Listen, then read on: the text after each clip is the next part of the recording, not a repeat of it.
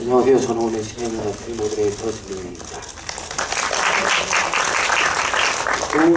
또 오른쪽에는 유변영 배우님 인사 말씀 부탁드립니다. 네, 안녕하세요. 오늘 시네마 투드로 함께 알게 된 배우 류선영입니다. 반갑습니다.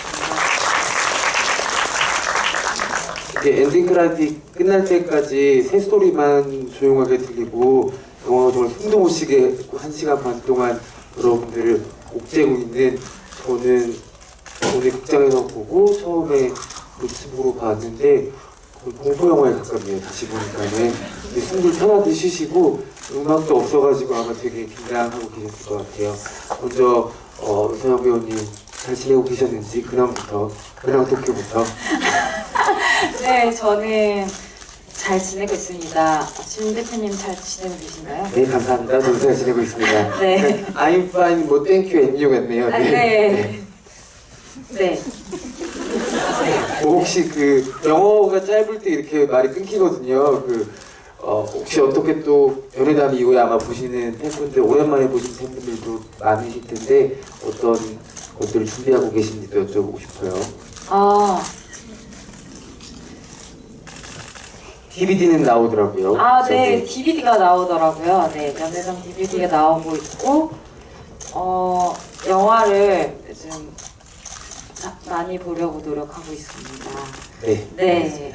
사실은 첫 질문이 영화 어떻게 보셨나요? 였는데 그 전에 조금 신선한 걸 해보고 싶었는데 우리 배우님을 제가 당황시켰네요. 네, 죄송합니다. 아닙니다. 제가 죄송합니다. 네. 영화는 어떻게 보셨나요? 네, 저도 진 대표님처럼 처음에 작은 노트북으로 새벽에 혼자 봤었고, 이번에 큰 화면으로 보니까 좀 역시 확실히 스크린으로 볼 때가 훨씬 더 압도적인 것 같아요. 네. 진짜 그 크레딧이 올라갈 때쯤에 창문이 열리는 느낌이랄까요? 너무 답답한, 정말 답답했던 것 같아요. 네. 어떠셨어요?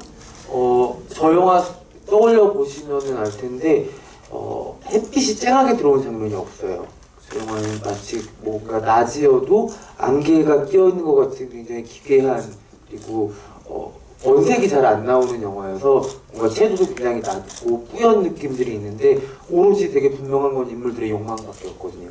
정말 해설이 같은 경우에는 색깔이 점점 이렇게 올라가서 아주 선명한 빨간색이 됐다가 그 빨간색이 다시 검붉은 피처럼 점점 변해가는 과정을 보여주는 그런 영화라고 생각이 드는데, 저희 영화 보기 전에 잠깐 영화 보기 전에 얘기했을 때도 주인공 역할, 캐서린 역할 했던 플로렌스 퓨라는 배우 너무 대단하다는 얘기를 했었거든요. 근데 확실히 큰 화면으로 보니까는 엄청난 연기를 하는 것 같아요.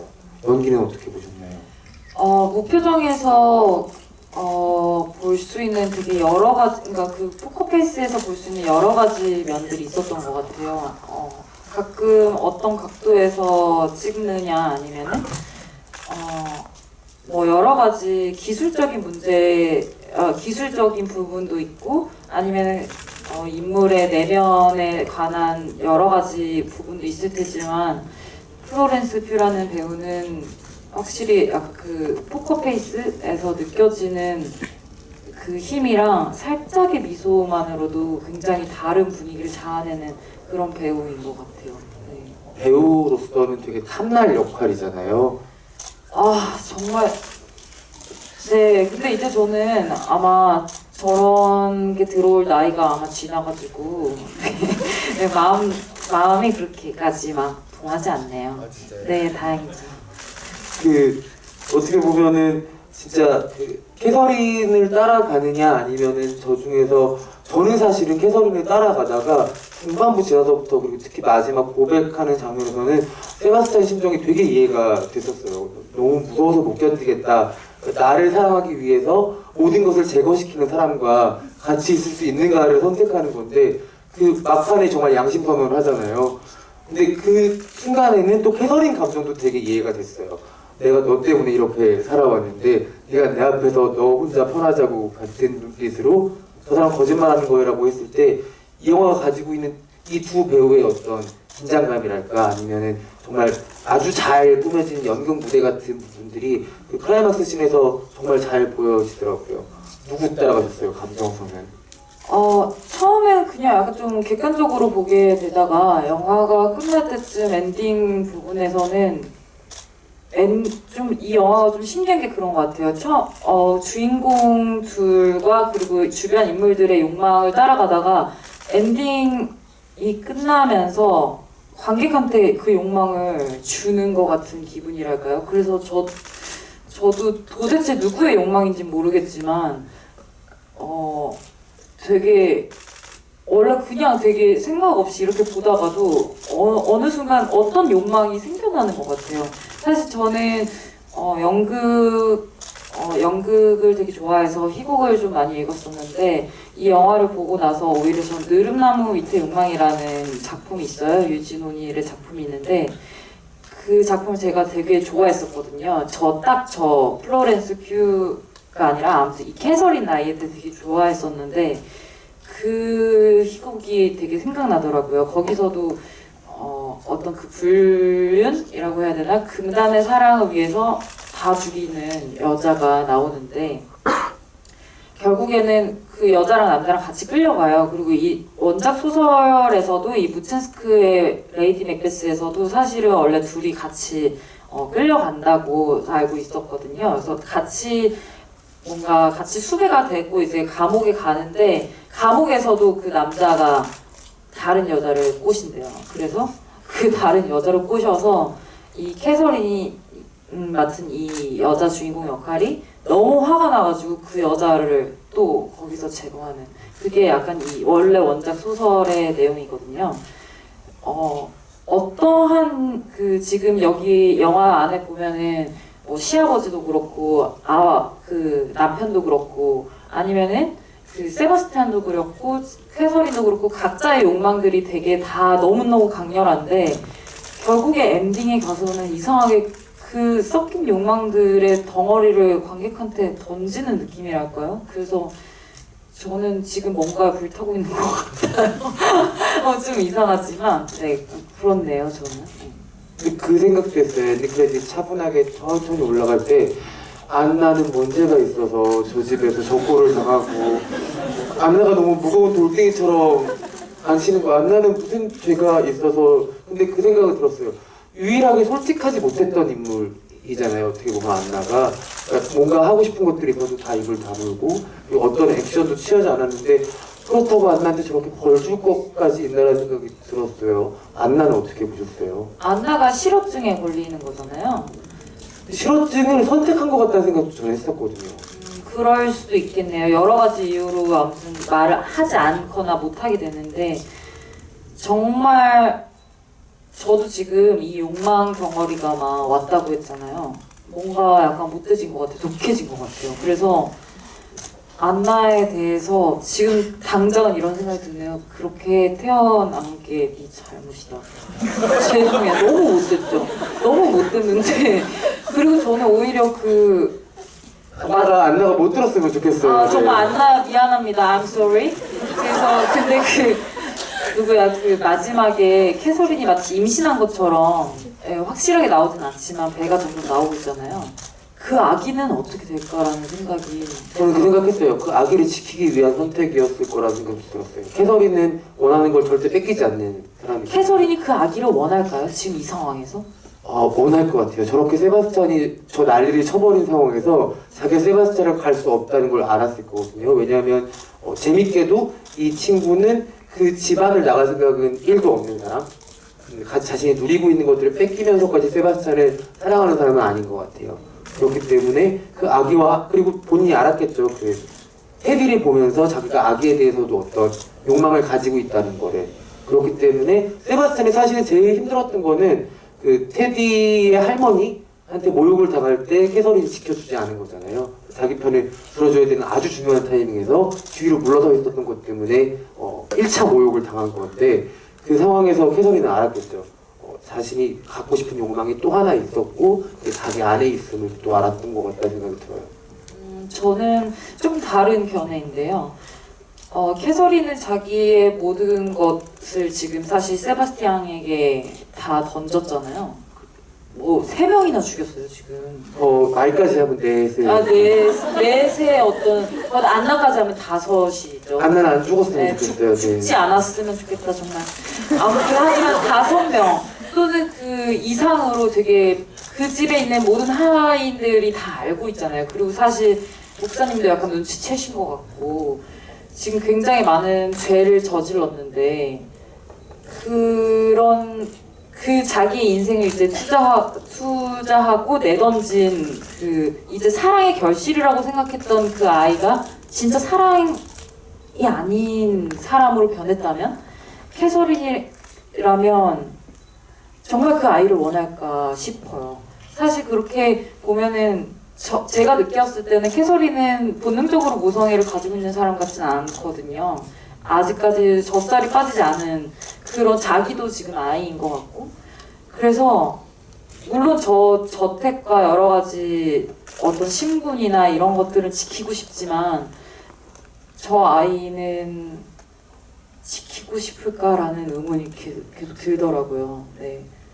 사실 정말 영화 끝나고 나서 할 얘기가 되게 많아지는 서로 추리도 굉장히 다를 거고 견해도 되게 다를 거라서 얘기 나누기 되게 적합한 작품이라는 생각이 얘기하면서 들어요. 영화 보는 내내 정말 숨도 못 쉴 것 같이 되게 깝깝한 그런 영화였었는데 끝나고 나니까는 또 말문이 막 트이는 그런 영화 같다는 생각도 들고 되게 일반적이지 않은 시대극이기도 해요. 저는 많이 떠올렸던 작품이 제시카 차스테인이랑 콜린 파렐이 나왔던 미스 줄리라는 영화인데 그 영화는 훨씬 더 색채가 강하거든요. 섀도도 굉장히 높고 색상도 되게 분명한 영화인데 이 영화는 좀 뭔가 미궁 속의 인물들, 캐릭터들을 넣어놓고 배우들의 연기도 사실 정확히 판단이 안 서는 거예요. 선과 악이 뚜렷한 그런 영화가 아니다 보니까는 플로렌스 퓨 얘기도 많이 했는데 나머지 배우들도 뭔가 되게 의문스러운 구석들이 있는 얼굴들을 하고 있어서 어떻게 봤냐에 따라서 얘기하기 되게 다양한 얘기가 나올 수 있는 작품인 것 같다는 생각이 들고 되게 드문 시대극이라는 생각도 들어요. 시대극 같은 경우에는 의상 보는 재미나 아니면 옛날 음악들이 클래식한 음악들이 나오면서 시각적인 재미를 되게 만족시켜주는 게 많은데 이 영화는 철저하게 인물을 따라가게 만들거든요. 그리고 그 인물이 가지고 있는 사건을 계속 보게 해서 그 무덤가에 세바스찬이 가서 아주 작은 점처럼 뛰어가는 곡선 같잖아요. 막 그 인물이 쭉 가는데 그런데 집중하게 하는 되게 조용하게 강렬한 힘을 발휘하는 그런 연출인 것 같다는 생각도 들어요. 네, 저도 마지막 엔딩 크레딧 때도 음악이 나오지 않았잖아요. 뭔가 캐서린의 얼굴로 끝나면서 그 묘한 포커페이스 하지만 앞전에 앉아 있었던 그 의자에 앉아 있었던 표정과는 뭔가 묘하지만 좀 더 밝아졌다는 기분이 들었거든요. 그 여러 그냥 화면 전체가. 그리고 나서 엔딩 크레딧 때 새소리가 막 들리는데 저는 어떤 이 집에 또다시 아침은 찾아왔다라는 느낌이 되게 들었어요. 그리고 이제는 좀 더 텅텅 비었잖아요, 집이. 그 넓은 집이 텅텅 비었고 이제 정말 혼자서 새로운 아침을 맞이해야 되는 어떤 그런 느낌으로 끝난 것 같아서 네, 저는 진짜 저 집에 갇혀 있다가 나온 그런 기분인 것 같아요. 네.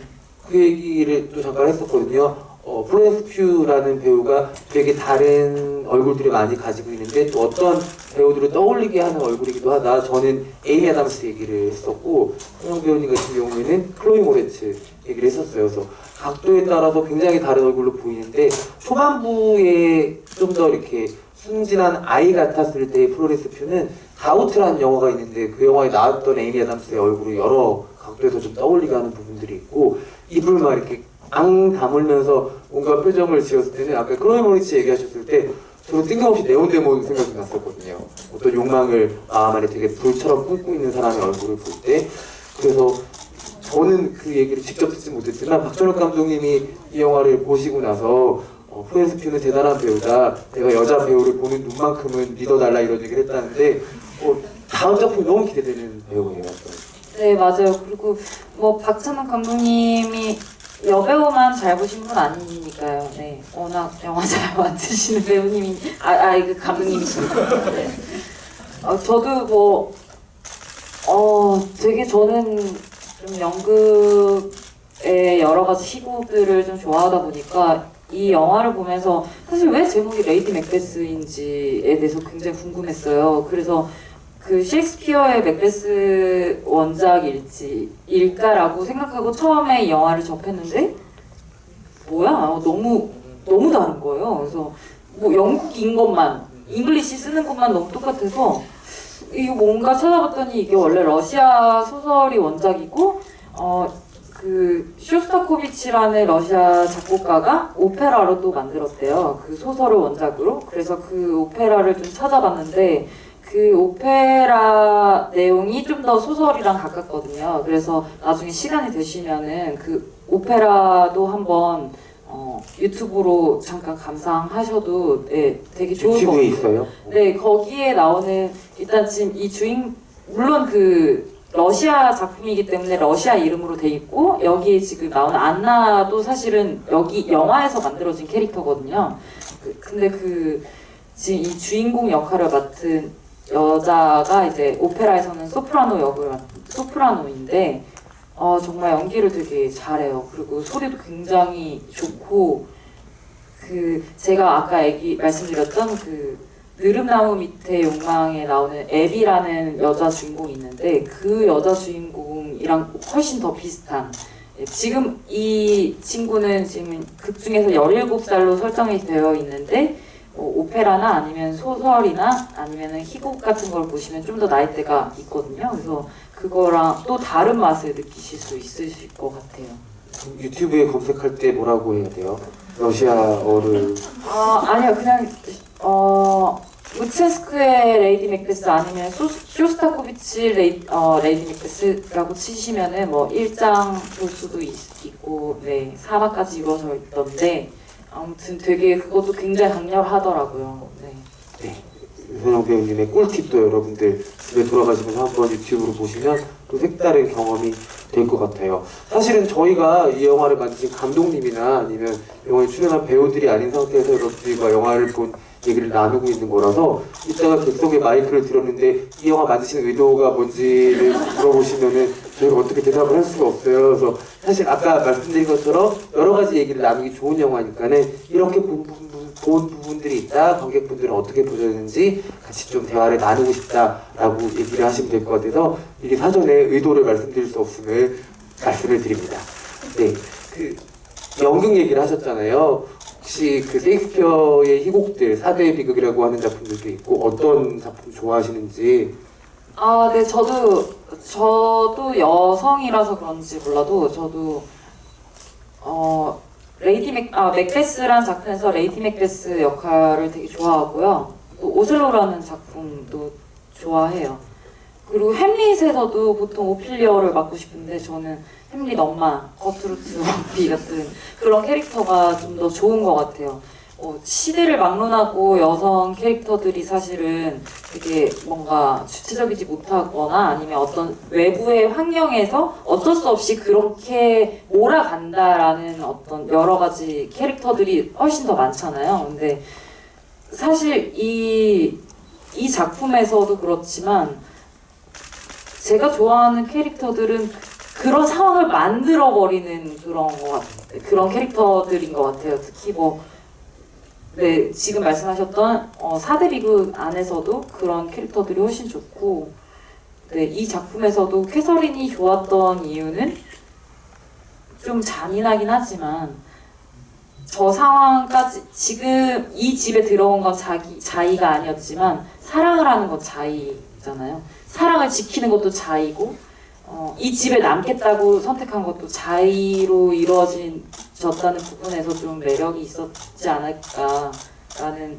생각을 하는데 지금 좀 두서없이 말하는 것 같아요. 그죠? 아니요, 되게 중요한 얘기를 해주신 것 같아요. 왜냐하면 레이디 맥베스는 여성 영화로서 되게 분명한 어떤 톤이 있는 작품이거든요. 정말 주체적으로 자기 욕망을 가지고 나아가는 연쇄살인마기도 하잖아요. 그래서 되게 마음이 아프긴 한데 얼마 전에 맥베스가 되게 여러 가지 버전으로 영화가 만들어졌었는데 제일 최근 작은 마이클 파스벤더랑 마리오 코테가 나온 부분이에요. 근데 그 영화에서 마리오 코테로도 예전 맥베스에서 그려지던 여성 캐릭터랑 또 전혀 다르거든요. 그리고 배우가 표현하는 거에 있어서 정말 옛날 영화들에서의 셰익스피어 작품들이 영화된 걸 보고 최근 작품들을 보면은 그 여성 캐릭터에서의 변화가 굉장히 도드라지게 달라지고 비중도 엄청 달라지는데 이 영화는 제목마저도 여자가 주인공이잖아요. 레이디 맥베스. 그리고 그 부분 안에서 남자들은 사실은 이 영화 안에서 제대로 하는 게 아무것도 없어요. 그냥 이 캐서린이 시키는 대로 움직여져요. 거의 조종이 된다고 해야 되나? 심지어 이런 영화 속에서 아이 캐릭터에는 굉장히 어떤 절대성을 주거든요. 정말 절대성 같은. 근데 테디마저도 캐서린한테 조종당하는 느낌이 들어요. 근데 되게 제가 좀 의아하게 생각했던 거는 저는 안나한테 앉으라고 했을 때 안나가 자신의 비밀을 지켜줘서 안나를 동급으로 이제 대접하는 줄 알았었어요. 그래서 같이 앉아서 차례 마시자. 너랑 나 혼자 밥 먹기가 싫다. 근데 그때는 엄청난 계략이 있었던 거죠. 안나가 얘기 안 했으면 그럼 누가 얘기했을까요? 그러게요. 그러니까 안나일 수도 있죠. 난 안나를 너무 착하게만 봤군요. 안나일 수도 있죠. 안나가 그 시종인데 가장 가까이 있는 시종이잖아요. 안나가 되게 음흉하다고 볼 수 있네요. 지금 생각해보니까. 그쵸. 그리고 그런 몰래 밤에도 그 열쇠 구멍으로 보잖아요. 그렇죠. 누가 알고 있겠어요? 근데 그 생각을 했어요. 세바스찬이랑 캐서린이 정말 너무 조용하게 사랑하지 않고 너무 큰 소리로 사랑을 하잖아요. 이제. 네. 그래서 저거는 옆 동네도 알겠다라는 생각이 들었어요. 네, 그러니까 침대가 좀 약하더라고요. 침대가 부서지지 않은 게 다행이에요. 네. 너무 술도 너무 많이 마셨고 포도주도 그렇고 그래서 저거는 대놓고 정말 우리가 사랑한다는 걸 만천하에 공표하는 행위여서 그러니까 약간 그런 생각을 했거든요. 시대극이고 이러다 보니까 그래도 조금 은밀하게 숨어서 사랑하지 않을까라고 했는데 그렇진 않더라고요. 되게. 그쵸. 그리고 안나 같은 경우는 세바스티안한테 굉장히 세바스티안이 새로 왔을 때부터 안나를 괴롭혔잖아요. 그쵸. 네, 그러니까 세바스티안한테 별로 좋은 감정이 없었을 것 같아요. 근데 거기다가 또 주인님이 먼저 모신 주인님들이 다 나가셨는데 새로운 안방마님이 그런 세바스티앙이랑 자신을 그렇게 모욕줬던 세바스티앙이랑 밤새도록 그렇게 하고 막 저것도 막 이렇게 하니까 주인님이 돌아왔을 때 안나가 말했을 수도 있지 않을까라는 생각을 해요. 저도 지금 얘기 들어보니까 그런 것 같아요. 그렇다면 선영 배우님은 이 영화를 캐서린과 세바스찬의 러브스토리라고 보십니까? 네, 그렇습니다. 왜냐면 이 영화를 이 둘의 멜로로 봤을 때 안 봤을 때 되게 달라지거든요. 멜로라기보다는 저는 좀 그 희곡이 좀 강렬하게 생각이 계속 나서 그런가 봐요. 그 느릅나무 밑에 욕망이라는 희곡이 거기는 이제 아버지가 엄청 늙은 아버지가 젊은 여자를 사오거든요. 자기 부인으로. 근데 거기에 아들 3명이 있어요. 근데 2명은 그 되게 아버지가 막 돌밭을 막 갈아가지고 이제 커다란 농장이 됐는데 거기를 지키자 아니면은 뭐 돈을 찾아서 떠나자 이러는데 그 사실은 첫 번째 와이프의 아들 2명이고 두 번째 와이프의 아들의 막내 아들이 있는데 그 막내 아들은 이 집의 소유와 이 농장의 소유는 내 거야라고 외치면서 사실 일도 잘 못하고 그러지만 그냥 꽁 하고 약간 좀 그런 예민한 캐릭터거든요. 근데 결국에는 새 엄마로 들어온 그 여자와 그 막내 아들이 사랑에 빠지는 치정극이거든요. 그 막내 아들과 새엄마. 네, 막내 아들과 새엄마가 나이가 살짝 비슷해요. 네. 나이가 그러니까 아버지가 너무 어린 여자를 데리고 온 거죠. 여기도 근데 좀 마찬가지로 여기도 아이가 나오지만 사실 원래 그 맥베스에서도 맥베스 부인이 하는 대사 중에 나는 젖먹이 아기까지도 죽일 수 있는 여자라고 하는 말이 있고 그 느릅나무 밑에 욕망의 애비도 사실은 이제 그 아들을 낳아달라고 지금 그 늙은이가 이 여자를 사온 거잖아요. 근데 결국에는 불륜을 저질러서 그 막내 아들의 아이를 낳게 되거든요. 물론 대외적으로는 여기 할아버지의 아들이지만 근데 이제 그 막내 아들이 그걸 보고 질투가 나서 너 같은 여자는 필요 없어! 막 이러면 이 애기 때문이냐고. 이 애기가 우리 사랑에 그 걸림돌이라면 죽이면 된다고. 그 자기 아이를 죽이고 감옥에 가는데 감옥에 갈 때 이제 그 서로 사실을 알게 돼요. 아 이게 우리 사랑의 열매였구나. 그래서 그럼 우리 영원히 사랑하자 이러면서 뭔가 감옥으로 가는 이야기거든요. 감옥으로 가는 길에 그런 네, 감옥으로 가는 길에 사랑을 확인해요. 그래도 거기는 사랑을 확인한단 말이에요. 근데 여기는 지금 그런 게 아니라 아 사랑 없다고? 그럼 너도 죽어. 약간 이런 거잖아요. 그래서 그 오히려 그 셰익스피어에 나오는 맥베스 부인보다 훨씬 더 강한 그리고 느릅나무 밑에 애비보다 훨씬 강한 그런 캐릭터인 것 같아요. 질문이 뭐였죠? 이 영화를 러브스토리 멜로우 영화로 보셨냐? 네네. 그래서 이거는 러브 스토리라는 단어에 굉장히 많은 감정들이 나올 수 있는 거잖아요. 네, 어떻게 보면 이것도 어떻게 보면 캐서린의 연애담? 이겠죠. 그 이상희 배우님이 이 영화를 또 엄청 좋게 보셔가지고 특히 플로렌스 퓨 연기를 너무 좋게 보셔서 본인 SNS 계정에 올리셨더라고요. 그래서 이상희 배우님이 캐서린 역할하면 어울릴까요? 갑자기 그 생각이 들었어요. 잘하실 것 같아요. 잘하실 것 같죠. 갑자기 그 생각이 드네요. 뭔가 이렇게 싹 변하는 어떤 부분들이 있을 것 같아요. 말을 안 한다 아니면 행동을 안 한다라고 해서 사실 아무것도 안 하는 거지만 멈추다라는 것도 동사거든요. 동사는 액팅이고요. 그래서 사실 제가 생각했을 때 이상희 배우님도 그 멈추다라는 액팅을 굉장히 잘하는 배우라서 이 캐서린 역할에도 굉장히 잘 어울리실 것 같아요. 왜냐면 가끔 그런 생각을 했었거든요. 이상희 배우님도 사극에 한번 나오는 걸 되게 보고 싶다. 사극이랑 되게 잘 어울리는 부분들이 있는데 사극이 잘 안, 일정에 나오긴 했었죠. 근데 거기서는 뭐 기저귀 갈아주느라고 고생을 하셔가지고 좀 다른 걸로 한번 보고 싶다는 생각도 들었고 선영 배우님 혹시 사극이나 시대극 욕심은 없어요? 저 사극 한 게 좀 있는데 모르셔서 돼요. 네, 어떤 영화 저는 모르지만 혹시 또 모르시는 분이 계실까봐 찾아보시라고 알려주시면 핵시운전사에 나온다는 얘기 제가 들었어요. 네, 그것도 시대극이네요. 근데 뭐 아직 저도 못 봤고 그렇게 중요한 역할은 아니라서 편집되어도 뭐 할 말이 없는 캐릭터인 것 같아요. 모든 역할은 소중하지만 뭐 연계상 택시운전사도 시대극이었고 간신도 시대극이고 또 뭐가 있지? 제가 찍어놓고 이러니까 죄송해요. 대풍수? 그건 영화가 아니니까. 드라마 대풍수. 네, 대풍수. 대풍수라는 드라마도 있었고, 또 뭐 푸른 강은 흘러라라는 것도 사실은 좀 시대극이고, 시대극이라고 해야 되나? 뭔가 이렇게 그 정말 정색하고 시대극 멜로 해도 되게 어울릴 것 같다는 생각이 들거든요. 어떤 시대가 어울릴 것 같나요? 춘향이 같은 거. 성춘향 역할. 조선? 네. 조선 정도? 성춘향 역할도 어울리고 사실은 제일 보고 싶은 거는 고려시대 무사 같은 역할로 한번 네, 저도 너무 막 날아다니면서 진짜, 보면 이렇게 다 쓰고 밤에 이렇게 날라와가지고 너무 좋을 것 같아요. 독침 쏘고 너무 좋을 것 같아요. 독침 다 쏜 다음에 탁 벗고 너무 좋을 것 같아요. 너무 어울릴 것 같죠? 새카맣게 올블랙으로. 진짜 너무 멋있을 것 같아요. 혹시 뭐 관계자분들이 계시면 독심 쏘는 검객 역할로 윤서영 배우님을 꼭 해주시면 좋을 것 같아요. 활도 잘 쓰고 검도 잘 휘둘러. 다 하는. 그리고 7인 7종 검객 같은 거 해가지고 완전 마스터한 최고의 검객. 말을 타고 다니면서. 말 타고 다니다가 내려왔다가 다시 올라타고 막 이런. 그렇죠.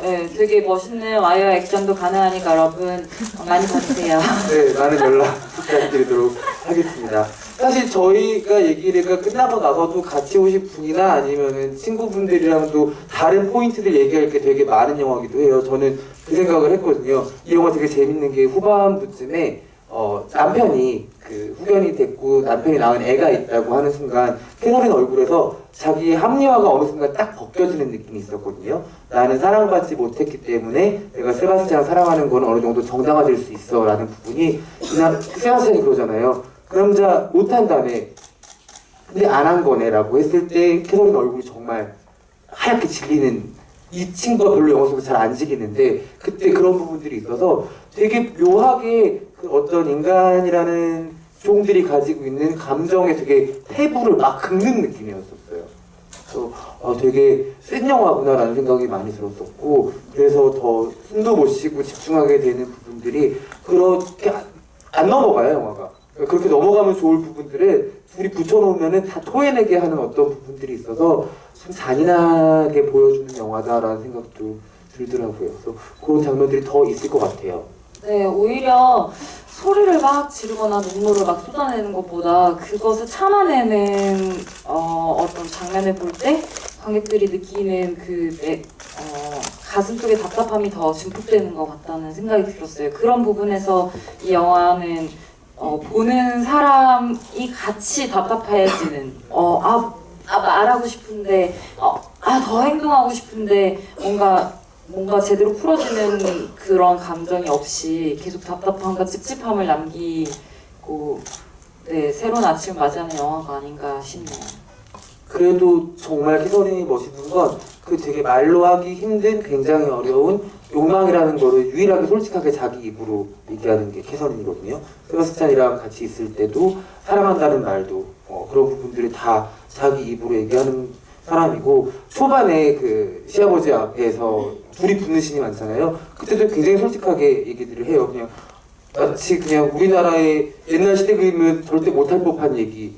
근데 며느리임에도 불구하고 이 번역도 재밌게 하셨어요. 황석희 번역가가 하늘의 바의 별을 따지라는 번역을 이 아들은 어디니 하늘의 바의 별을 따지 같은 번역을 하셨는데 그런 측면에서도 캐서린은 굉장히 당당한 사람이라는 생각이 들어요. 다만 뭐 캐서린이가 그때 어쩔 수 없었겠지만 그렇게 죽일 것까지 있었냐는 생각은 여전히 마음속에 있긴 하네요.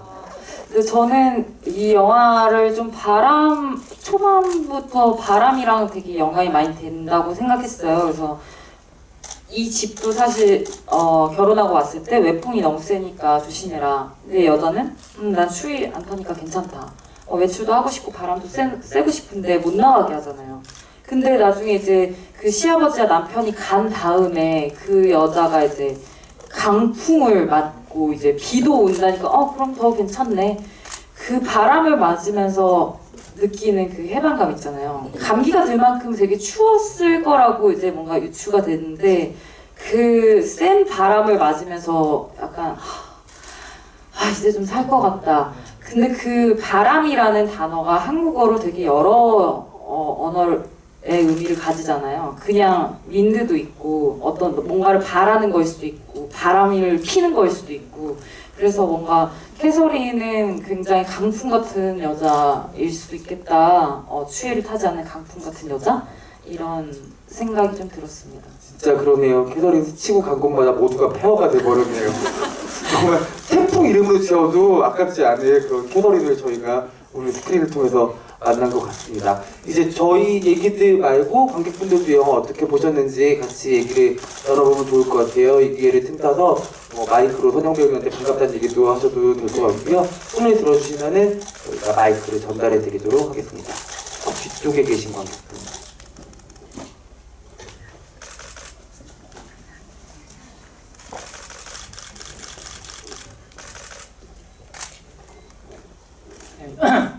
영화 잘 봤고요.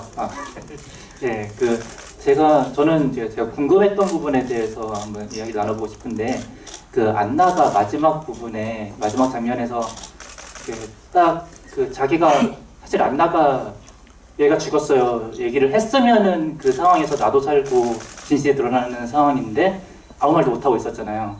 안나가 실어증에 걸렸지만 사실 제 생각에는 안나가 자기 의도만 있었으면은 어떻게 몸짓이라도 설명을 해서 진짜 범인이 누군지 알려줬을 것 같은데 그때 안나는 말을 못했던 것일지 아니면은 말을 안 한 것일지 그게 어떻게 생각하시는지 궁금합니다.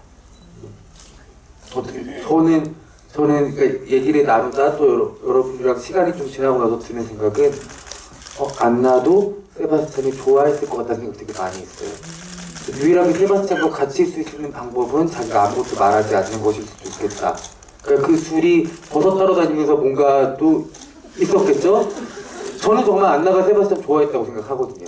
그러면서 사실은 안나가 이 집에 들어온 캐서린은 또 엄마 같은 사람이었잖아요. 그 둘 사이는 좀 공고했다고 생각을 하는데 그 질투가 이 친구도 없었을 리 없다고 생각해요.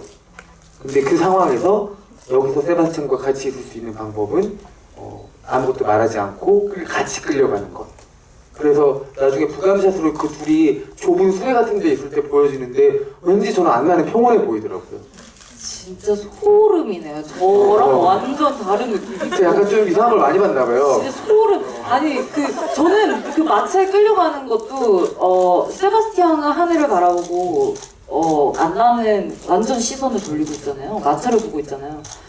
제 생각에는 이렇게 말해서 그렇게 진실을 알리고 말한들 사실 안나는 알잖아요. 그 캐서린이 다들 죽인 것을. 그런 여자 밑에서 사람들이 가고 나서 안나를 안 죽였을까요? 라는 생각도 들고, 그렇다고 진실을 안 말하고 끌려가면 뭐 어떻게 될지 알 수 없지만 아무튼 이 집에 남아봤자 그렇게 자기가 얘기해봤자 목숨 부지할 수 있었을까라는 엄청난 고민들이 많았을 것 같아요. 안나 입장에서도. 그래서 뭔가 이런 것도 못하고 이런 것도 못하고 뭔가 그냥 벙 떠 있잖아요. 아직 생각할 어떤 준비가 되지 않았고 그 탓이 왜 나한테 왜 화살을? 그냥 죽는 건가? 뭔가 되게 여러 가지 생각이 있을 것 같아요. 그러면서 그 마차에 끌려갈 때도 그냥 내 인생은 정말 끝인 걸까? 아니면 내가 그냥 살아남을 수 있을 걸까? 뭔가 계속 생각하고 있는 얼굴 같아서 뭔가 자고 있지 않잖아요. 그런 기분이 들었거든요. 근데 뭐 세바스티안을 사랑한다고 왜냐면 나는 너무 소름이. 나가려면 진작 나갔을 것 같아요. 그 집에서. 걔가 나가서 어디에 있었겠어요. 그래도 그 집 말고 다른 집 가서 일을 하지. 근데 그렇게 그 별꼴이 다 나는 걸 보면서도 거기 있는 데는 이유가 있었을 것 같거든요. 그 생각이 들긴 했었어요. 혹시 저희와 또 다른 견해를 가진 관객분이 계시면 얘기 잠깐 들어봐도 재밌을 것 같아요. 안나는 왜? 혹시 다른 견해 가지고 계신 분 있나요? 다 비슷하대요? 여기 가운데 계신 분. 너무 궁금하네요. 어떻게 보셨어요? 네, 진짜. 마이크를 조금 건네주시면 감사하겠습니다. 저는 그 안나가 되게 어렸을 때부터 그 집에 왔다고 했잖아요. 엄마에 대한 기억이 별로 없을 정도로.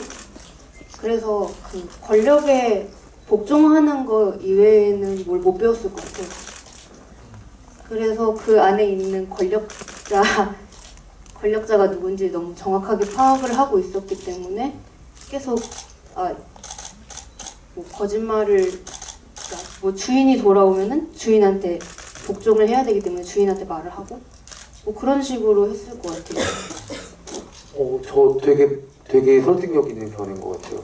지금 그 집에서 최고 권력자는 캐서린이 된 거잖아요. 현재로서는. 그리고 얘기 들어보니까는 관객분 말씀 들어보니까는 그때 세바스찬한테 남편 옷 입히고 같이 밥 먹는 장면이 있었잖아요. 그때도 안나는 순순히 따라요. 그러니까 나 저걸 못 보겠다라고 다른 하인을 들여보내는 게 아니라 그냥 당연한 거 같다는 표정으로 서 있어요. 그런 걸로 보면은 지금 관객분 해석이 되게 아주 설득력 있는 것 같고 저는 너무 쓸데없이 로맨스로 영화를 보는 아주 이상한 경향이 있는 것 같아요. 뭔가 그래도 뭔가 되게 색다른 해석이라서 좋았어요. 저처럼 생각하시는 분은 한 분도 안 계세요? 계시죠? 그래. 여러분 다 품위 있는 그녀 보고 계시죠? 네. 제가 그 영향을 많이 받아가지고 이렇게 된 것 같아요. 네, 죄송해요. 제가 너무 시정과 어떤 권력에 휩싸여 있는 것 같아요. 네, 근데 이렇게 얘기 나눠보기 되게 적합한 영화라는 생각이 또 관객분들 얘기 들으니까 드네요. 아직 시간이 조금 있어서 또 다른 이야기 들어볼 수 있을 것 같아요. 이쪽에 먼저 드릴까요? 네, 일단 전 영화를 볼 때 어떤 배우님이나 이제 대표님은 저 캐릭터에 대해서 말씀하셨잖아요. 전 이제 약간 배경을 위주로 봤단 말이에요. 그래서 봤는데 이제 식사하는 곳이 있잖아요. 근데 이제 약간 그 시아버지를 비출 때는 약간 뒤에 좀 화려해 보이고 약간 보면 약간 벽난로도 있고 그림도 있고 그렇단 말이에요. 근데 이제 주인공을 비출 때는 벽에 그냥 시계 하나 그다음에 벽 하나, 문 하나 이렇게 간단하게 있어서 저는 되게 있었잖아요. 그리고 그런 식으로 진행이 되다가 이제 마지막에 세바스찬한테 세바스찬 이제 자백을 하러 왔을 때 그 여자 주인공은 그 시아버지처럼 이제 배경이 화려하고 그런 식이었는데 약간 세바스찬은 약간 이제 다시 이런 화려하지 않고 밋밋한 배경. 그래서 저는 약간 배경을 약간 권위를 약간 표현한다고 생각을 했었거든요. 그래서 어떻게 생각하셨는지 궁금합니다. 뭔가 이렇게 가진 자의 어떤 백으로 생각을 하신 것 같네요. 저는 진짜 그런 생각을 못 해봤네요. 사실은 이 영화에는 권위가 없어요. 그냥 권력인 것 같아요.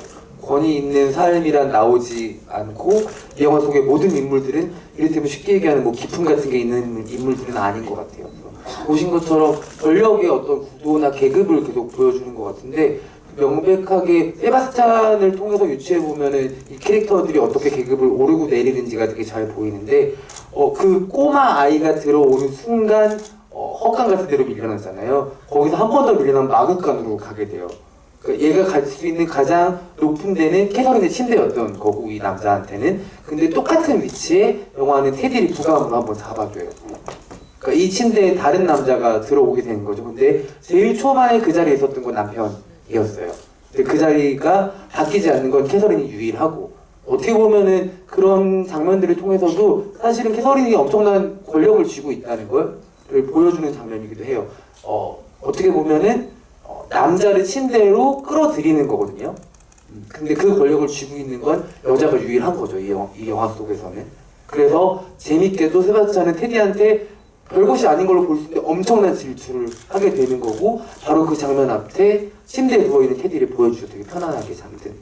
그런 데서 보신 것처럼 배경뿐만 아니라 이 인물들이 자리하고 있는 그런 위치에 따라서도 권력 구도를 계속 보여주는 것 같아요. 그리고 그 장면도 있잖아요. 인상적인 장면 중에 하나가 코르셋 입을 때 엄청나게 머리 뜯을 것처럼 잡다가 진짜 빛이 진짜 저는 죽이는 줄 알았어요. 그러니까 저도 저렇게 한여를 저렇게 놔두나? 그러니까. 약간 이런 생각이 들었어요. 근데 그러다가 빛의 강도는 조금밖에 약해지지 않았는데 캐서린이 와인을 먹으면서 빗질을 당하잖아요. 그러니까 고통과 쾌락을 같이 느끼는 거예요. 그런 장면들이 종종 나와요. 그래서 이 영화 속의 배드신이 되게 강렬하고, 어떻게 보면 배드신은 많지 않더 수위가 높지 않더라도 굉장히 반복적으로 이 둘이 그런 관계라는 걸 보여주거든요. 그런 부분에서 약간 그 고통과 쾌락을 동시에 취하는 어떤 캐서린의 욕망들을 보여주는 것 같다는 생각도 들더라고요. 다들 되셨을까요? 네. 또 다른 관객분 계신, 손이 많이 올라오네요. 편하신 대로 마이크 잡으신 분께서 편하신 대로. 네. 네, 안녕하세요. 저는 안나에 대해서 조금 다른 견해를 갖고 있는데요. 저도 풍미있는 여자를 좋아해서 그런지 몰라도 이게 너무 소설 같기도 한데, 저는 안나가 그 캐서린의 남편 알렉산더였나? 알렉산더와 사랑하는 사이였을 수도 있겠다라고 생각을 했었거든요. 왜냐면 처음에 캐서린이 집에 왔을 때 그 배우님이 말씀하신 것처럼 빗질을 하는 씬이나 뭐 목욕할 때 뜨거운 물을 이렇게 뜨겁다고 해도 계속 뜨거운 물을 붓고 그런 장면들에서 그때는 세바스찬한테 질투심이 드러난 건가 이런 생각을 했었는데, 이제 캐서린이 세바스찬과 이렇게 좋은 뜨거운 관계가 되고 나서부터 영화에서 그런 안나가 캐서린을 향해 질투하는 씬이 조금 이렇게 많이 줄어나가고 있다는 생각을 했고요. 그리고 안나가 모든 사실을 다 알고 있었음에도 결국 끝에 가서 말하지 않았던 게 너무 막장일 수도 있지만, 결국 테디도 어떻게 보면 자신의 아들이었던 거를 깨닫고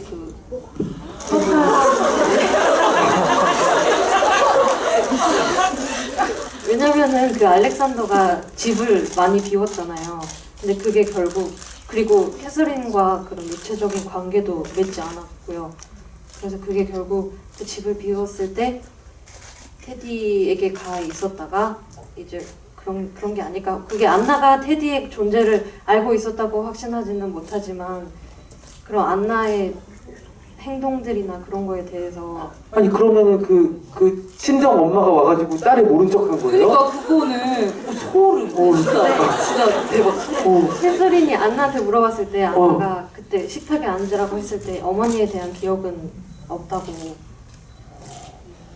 엄마가 딸을 몇 명을 낳았는데 하나를 여기다 팔았나 보다. 어머, 아니 이게 되게 어떻게 보면은 그 인종 배우들을 기용한 것만으로 되게 전폭적인 시도거든요, 사실은.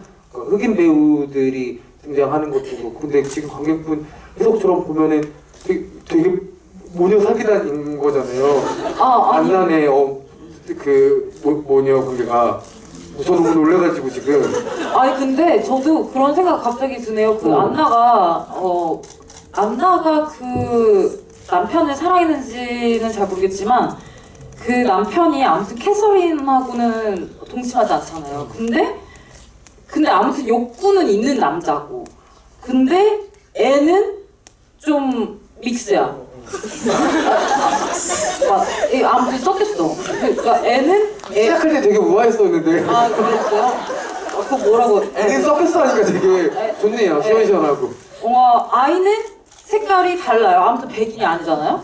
그런 거 보면은 그 진짜로 관객분 말처럼 그 남편이 진짜 그 어떤 오히려 하얀 여자보다 검은 여자 취향일 수도 있을 것 같아요. 그래가지고 그래서 진짜로 좀 그런 뭐 실제로 애를 낳진 않았지만 하녀인 안나와 어떤 정분을 계속 나누던지 아니면 딴집 가서도 이렇게 하녀들과 정분을 나누는 그런 사이였을 수도 있겠네요. 뭔가 테디의 색깔로 유추할 수 있는. 근데 저는 사실 처음에 하신 얘기도 되게 공감됐어요. 알렉산더를 안나가 사랑해서 아까 세바스찬이 아니라 그랬을 수도 있겠다는 얘기 들어보니까는 충분히 그랬을 수 있을 것 같아요. 저 오히려 세바스찬보다는 그 남편을 좋아하는 게 좀 더 설득력 있는 것 같아요. 너무 안 됐네. 세바스찬이랑 같이 맞차 타고 간 건 너무 안 됐네요. 등 돌리고 있잖아요. 그렇구나. 그럼 어떻게 만나이제? 안나도 이제 뭐 어떻게 모르겠어요. 진짜 마음이 너무 안 좋네요. 저는 그렇게라도 해서 행복하길 바랬던 마음도 있었나 봐요. 어쨌든 재미있는 해석 감사드립니다. 진짜, 네. 네. 또 다 얘기가 한 분 정도 더 나눌 수 있을 것 같은데 가운데 계신 분 있어요? 네. 재밌네요. 근데 감독님 안 계시고 배우님이 안 계셔도 우리끼리 그러니까 너무 모르실 거예요. 이거 다 누가 영어로 번역해서 안 보내주시면은. 다행이다. 한국어만 쓰기로 해요. 그쵸. 진짜 신나는 아무 말 대잔치네요. 네. 안녕하세요. 그 영화 잘 보고 가고요. 제가 궁금한 건, 그러니까 제가 느끼기엔 사람은 누구나 어떤 욕망이 있어서 무언가에 홀려서 조금은 극단적으로 변할 수 있다고 저는 생각해요. 근데 이제 배우님이나 대표님께서는 그 어떤 그 욕망으로 인해 윤리적인 규범을 벗어나는 거에 대한 견해가 어떤지 궁금하고, 혹시 선영 배우님께서도 무언가에 홀려서 조금은 극단적으로 변하는 그런 경험이 있는지 궁금합니다. 네. 그게 꼭 좋은 쪽일 수도 있고 나쁜 쪽일 수도 있잖아요. 방금 소름. 진짜 저한테 제가 지금 여기에 엄청 빠져 있나 봐요. 일단 첫 번째 질문부터 먼저. 네, 그거 질문을 관객들한테 이 영화가 던지는 것 같아요. 마지막에 세바스찬이 저럴 거라고 생각하는 사람 별로 없었을 것 같거든요. 근데 조금씩 징조는 보이죠. 그게 무서워한다는 게 보이는데, 그 마지막에 테디 발을 잡는 세바스찬 보면서 너도 왜 그렇게까지 하고 있니라는 생각이 들었었는데, 그러고 나서 저는 둘이 행복할 줄 알았어요. 일반적으로는 그럴 텐데, 근데 도저히 못 견디고 돌아오는 세바스찬의 얼굴, 그때 제일 솔직했던 얼굴인 것 같아요. 물론 이 친구도 사랑이 아니었을 거라고는 생각하지 않지만 그 사랑이 뭔지에 대해서 세바스찬이 여러 번 고민하게 되는 순간들이 인물들이 죽을 때마다였던 것 같고, 이 영화도 그래 저렇게 사랑하면 욕망이 뭐가 나빠 이러다가 어느 순간 관객들이 지금 하신 것처럼 그 질문을 마지막쯤에 관객들한테 던지는 것 같아요. 사랑을 위해서 다 버리는 게 정당한가에 대한 그리고 버리는 걸 떠나서 뺏거나 아니면은 망가뜨리는 거가 과연 온당화될 수 있는가에 대한 얘기들이 되게 복잡한 질문들을 던지는 거죠. 근데 캐서린 같은 경우에는 선을 어느 순간 넘어버린 사람이 된 거잖아요. 세바스찬이 외줄타기를 하고 있다가 떨어지는 것 같아요. 그래서 오히려 세바스찬이 더 편해 보였어요. 그렇게 다 뱉었을 때. 그리고 나서 정말 막 이글이글 하잖아요. 캐서린은. 그러다가 저 사람 거짓말하는 거라고 했을 때 너무 안쓰러웠어요. 더 이상 저 친구는 솔직하게 살 수 없는 사람이 돼버렸구나. 이제 거짓말로 하루씩 연명할 수밖에 없는 그런 사람이 됐구나. 그리고 그 옆에는 그 거짓말을 같이 했던 세바스찬마저도 이제 없구나. 그때 플로렌스 퓨의 굉장히 복잡다단한 연기가 너무너무 좋다고 생각이 들었어요. 눈, 입, 귀, 코, 볼 다 따로 떨리고 있는데 뭔가 전달되는 느낌을 받았던 것 같아요. 저는 세바스찬이 어떤 고백을 할 때 그런 생각이 들었어요. 갑자기 잠깐만 그 소설 이름이 갑자기 생각이 안 나는데 향수라는 작품 있잖아요. 네, 파트린드 지스킨트의 향수에서 향수 혹시 영화나 소설로 접하셨나요? 네, 거기에서 장 그루누이라는 어떤 주인공은 굉장히 순수한 욕망으로 살인을 하잖아요. 걔도 굉장히 순수한 연쇄살인범이란 말이죠. 근데 저는 사실 영화나 소설로 접하면서 남일이라서 그럴 수도 있어요. 내가 피해자가 아니라서 이렇게 나쁘게 생각할 수도 있지만 그루누이의 심정을 따라가게 되더라고요. 정말 뭔가 원하는 것을 얻기 위해서 굉장히 윤리적으로 너무 나쁜 일을 하잖아요. 그냥 사람 그냥 죽이잖아요. 계속 뭔가 일련의 가책 없이 뭔가 더 좋은 향기를 만들어내고 더 좋은 향수를 만들기 위해서 그 작품이 갑자기 생각이 나더라고요. 그래서 세바스찬이 막 저 여자가 다 죽였어요 라고 했을 때 사실 이런 정말 제가 좀 나쁜 거일 수도 있는데 그래서 어쩌라고 약간 이런 생각이 들더라고요. 이상하게. 그래서 윤리적인 가책이 분명히 있어야 되고 윤리적으로 나쁜 짓은 행하면 안 되지만 그걸 어떻게 바라보느냐의 차이인 것 같아요. 누구의 시점으로 바라보느냐. 사실 캐서린의 입장으로 봤을 때는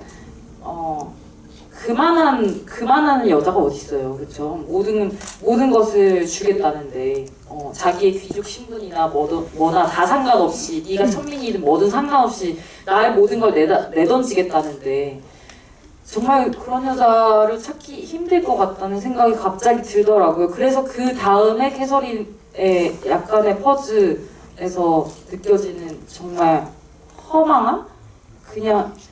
그리고 소설에는 이 여자가 5년 동안 저렇게 갇혀 지내고 그 다음에 하인을 만난 걸로 돼 있거든요. 그래서 굉장히 오랫동안 저런 독수공방과 엄청난 하대를 받으면서 이름은 마담이잖아요. 이름은 마담이지만 전혀 그렇지 못한, 그리고 하녀한테도 계속 그런 식으로 약간 무시를 당한 세월을 그리고 사실 돈을 주고 팔려온 입장이고 한 번도 사랑을 제대로 받지 못한 사람이 사랑을 하는 거에 있어서 그런 생각이 갑자기 들더라고요.